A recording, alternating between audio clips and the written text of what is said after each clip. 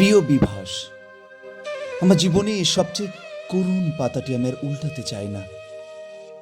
তোমরা হয়তো ওদের শাস্তির বিধান করতে পারবে, কিন্তু পারবে কি সবকিছু আগের মতো করে দিতে?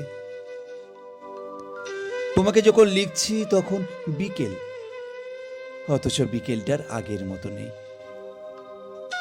নিয়তি টেনে দেওয়া অবগুণ্ঠন তলে সেটা শুধুই এক বিমর্ষ প্রহর।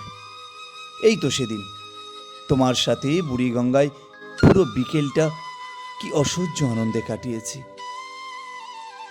চৈতালির অকৃপণ ছোঁয়া, দুরাগত স্টিমারের হুইসেল, ঝিরিঝিরি বর্ষার উদাসী আমন্ত্রণ, সব কিছু এই কটা দিনে এমনই মিথ্যে হয়ে যাবে কে ভেবেছিল? জীবনের সবচেয়ে বড় ভুল যে মেয়ে হয়ে জন্ম নেওয়া।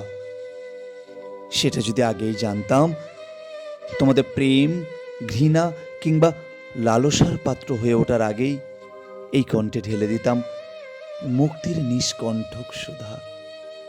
বিভাস, আমায় ভুল বুঝো না।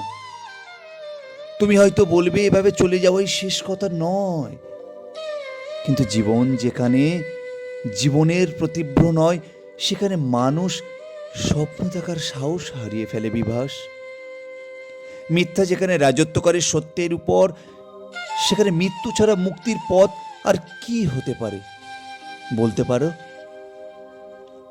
না, আর কোনো মিথ্যা আশ্বাস নয়।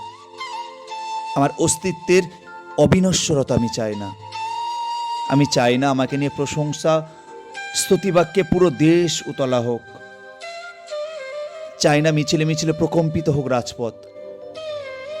শুধু চাই আমার চেতনার দিকে ছুঁড়ে দেয়া বিষাক্ত অ্যাসিডে জর্জরিত হয়ে নির্বান্ধব তোমাদের মাঝ থেকে চলে যেতে।